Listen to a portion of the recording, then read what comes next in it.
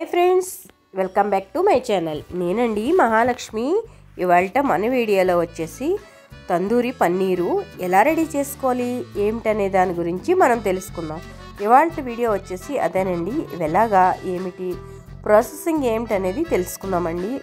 టేస్టీగా ఉండే మనకి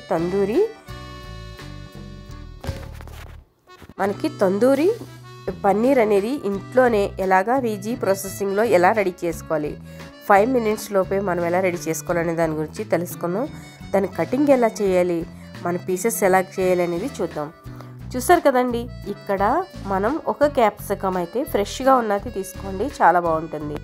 ఇక్కడ 2 భాగాలుగా కానీ లేదా 3 భాగాలుగా కానీ మనకి క్యాప్సికమ్ అనేది కట్ చేసుకోవాలి. మధ్యలో ఉన్న వైట్ పార్ట్స్ అనేది మనకి సెపరేట్ చేసేసి గ్రీన్ పార్ట్ ఒకటి తీసుకుంటూ ఇలాగా మీకు ఏ విధంగా కావాలో పెద్ద ముక్కలుగా కట్ చేసుకోవాలండి.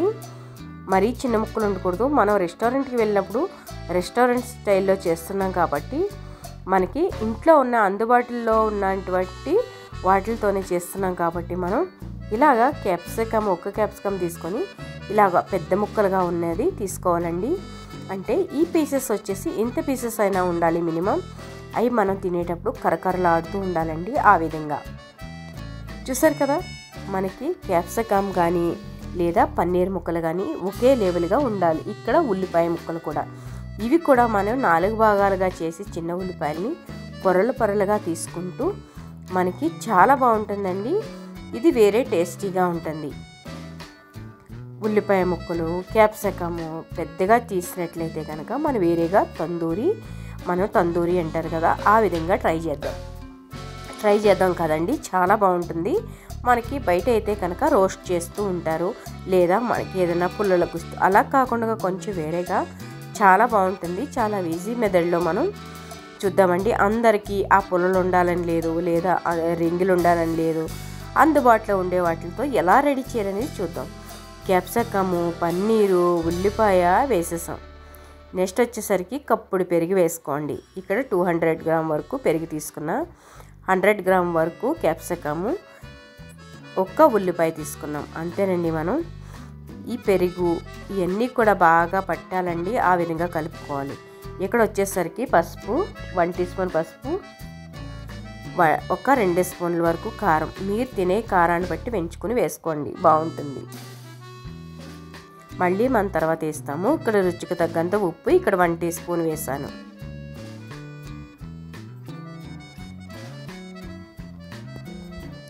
ఇక్కడ మ్యాగీ మసాలా కానీ లేదా గరం మసాలా కానీ చికెన్ మసాలా కానీ ఈ మూడిట్లో ఏదైనా యూజ్ చేయొచ్చండి. లేదా అందుబాటులో ఉంటే పన్నీర్ మసాలా కూడా యూజ్ చేసుకుంటే బాగుంటుంది. ఇవన్నీ వేసాక బాగా స్పూన్తో మసాలా అంతా పట్టే విధంగా కలుపుకోవాలండి.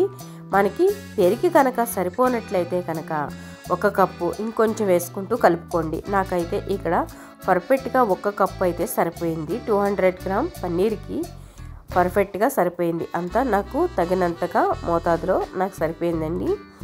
మీకు కాదు, మేము ఫ్రిడ్జ్లో తీసాము అనుకుంటే ఇంకొంచెం పెరుగు వేసుకున్నారంటే కనుక మీకు బాగా మ్యాగ్నేట్ అవుతుందండి.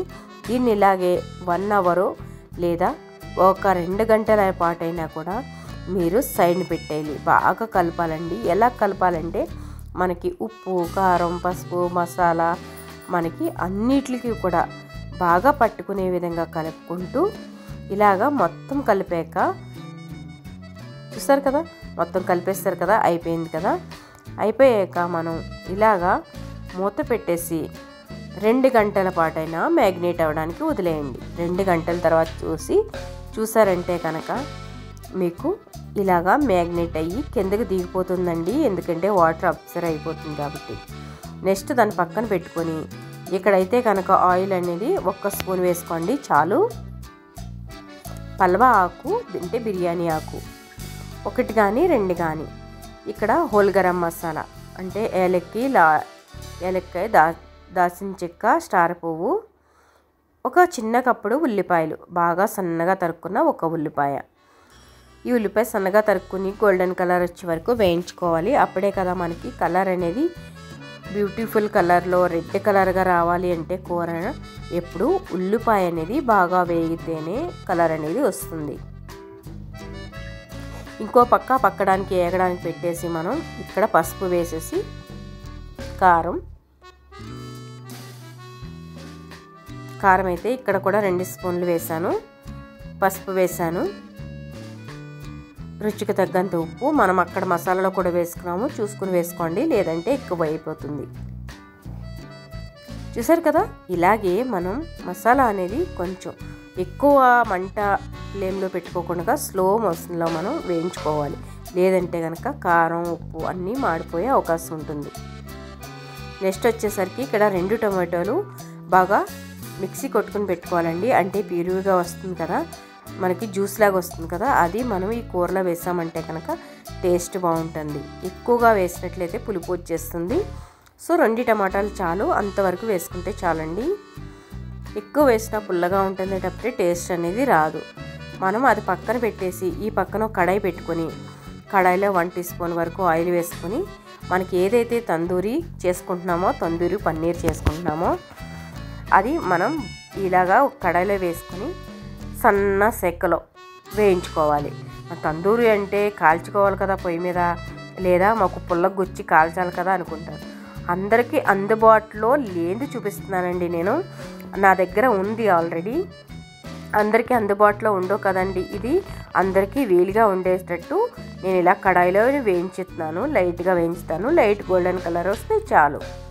కొంచెం మగ్గి పచ్చివాసన పోతే చాలండి. మనకి ఈ విధంగా గ్రేవీ చూసారా వచ్చేసింది. గ్రేవీ బాగా అబ్జర్వ్ అయిపోవాలండి. ఇదంటే మొత్తం గ్రేవీ అనేది ఆరిపోవాలి. ఆ విధంగా ఆయిల్ అనేది బయటికి రావాలి. మనం ఆయిల్ వేయలేదు కానీ ఆయిల్ అనేది మొత్తం ఇది అయిపోయి బాగుండాలి. అప్పుడే బాగుంటుంది, కలర్ఫుల్గా టేస్టీగా చాలా బాగుంటుంది. మనకి పక్కన ఈ మసాలా కూడా రెడీ అయిపోతుంది. తందూరు ఏంటి ఇలా చేశారు అని అనుకుంటారు చాలామంది. అందరికీ వీలుగా ఉండాలని చెప్పేసి నేను ఇలా చేస్తున్నానండి. ఉల్లిపాయలు కట్ట ఇలాగే కట్ చేసుకోవాలండి, సేమ్ మనం రెస్టారెంట్ స్టైల్లోనే. చూసారా, ఈ గ్రేవీ అంతా ఆరిపోయినట్టు అయిపోయింది, వేగిపోయి డ్రైగా అయ్యింది కదా.